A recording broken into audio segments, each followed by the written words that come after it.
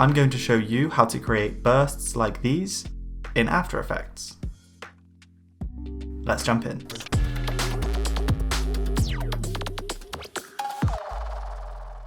So select the ellipse tool and draw an ellipse. And switch to the selection tool by pressing V. Hold Control and double click the pan behind tool to center the anchor point in the center of your circle. So if I click my shape layer here, you can see that this anchor point is now in the center. Now let's rename our shape layer here by clicking on it and pressing enter, and let's type burst. Let's go to the align tab and align our circle to the center. Let's twirl down our burst layer here and we can see we've got an ellipse in there. Let's duplicate our ellipse by clicking in it and pressing Ctrl D. Now we have two ellipses. Let's call one of these outer circle and one of them inner circle. Let's twirl down the inner circle and decrease its scale. Now inside each of these inner circle and outer circle, I want you to remove the fill. So click the fill and press delete, and do the same in the outer circle.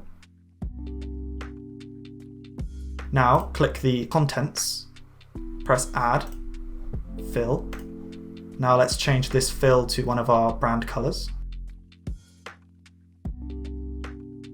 Click contents again and add a merge paths. Twirl down the merge paths and change the mode to subtract. And now you can see there's a donut type shape. And this inner circle is not a white circle. This inner circle is just transparent. So if I add another shape below it, for example, you can see there that it's actually transparent in the center there. This merge paths operator is a bit like the pathfinder tool in Illustrator, if anyone's familiar with that. So what it's doing is it's saying subtract this inner circle from this outer circle, and the order matters. So if I moved these like this, change the order, it doesn't work because now we're subtracting the bigger one from the smaller one, which of course would give you nothing. So let's switch it back. Now we're going to animate the inner circle. So let's twirl down the inner circle properties and animate the scale. Let's go to 1 second on our timeline and add a scale property, and then go to 0 seconds and change the scale to 0. And now we have this. Change the scale at 1 second to 100%. And now we have this. Twirl down the outer circle and we're going to animate its scale. Add a keyframe at 0 seconds and move that keyframe to 1 second. And then at 0 seconds, let's add a keyframe for 0% scale. And now we have nothing because one is subtracting from the other and they're exactly the same size. So we're going to move the inner circle keyframes forward a bit. And now we have something like this. Now we need some easing here. So let's highlight all of our keyframes and press F9 to add some easing. Go to the graph editor, highlight our keyframes here, and let's add some easing. So let's drag these handles back a bit like this, and then drag these handles maybe like that. And now we have something like this. Okay, let's come back out from our graph editor. Let's twirl down our burst layer. Let's add a drop shadow to our burst layer by going to Effects and Presets and adding Drop Shadow.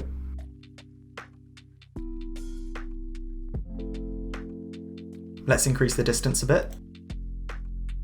I'm going to decrease the opacity to 20%. And I'm going to change the color to one of my brand colors. And you can play with the drop shadow until you like the distance. I think quite a severe distance actually looks quite cool, but this is your personal taste. Something like that. You don't even have to have a drop shadow at all. I just like the look of it. Now we're going to select our outer circle, inner circle, merge paths, and fill basically everything in the burst layer. And we're going to right click and press group. Now it's grouped it all together and we can give that a name. So if we press enter, I'm going to call it burst group 1. And now I'm going to duplicate this by pressing Ctrl D. Now if we press U with this layer selected, it will bring up all the keyframes. These top 2 rows of keyframes are for the second group. So if we highlight them and we offset them a bit, you can get some cool effects by stacking them up and offsetting them. If you want to change the speed of the burst, you can highlight all of your keyframes, move your playhead to the start of your animation, hold Alt, drag the furthest forward keyframe, and you can scale your whole animation like this. So maybe let's make it a bit quicker. That's a bit too quick. Still a bit quick. I like that. I'm going to drag these keyframes a bit further forward. Yeah, that's quite nice. You can even try adding some motion blur if you like that, if we select this checkbox here and give that a watch. If we go to this second group and we open its transform properties and we change its position, you can have a couple going off in different positions, a bit like fireworks. We can change the color of this second group to something else. We can change the scale of the burst if we move our playhead to the final keyframes of the second group, and I will change from 100% scale to 70% scale, and then do the same for the second shape in that group as well, 70%. And now we have one that's a bit smaller than the other. And all of these different bursts I made using different combinations of this technique. Just duplicate more bursts, move them around, change the scale. So just play around and see what you can come up with. If you're feeling lazy, you can pick up the full pack of bursts for the price of a coffee. If you're subscribed to my Patreon, you can pick up the full pack for free. So if you haven't already, I recommend checking that out.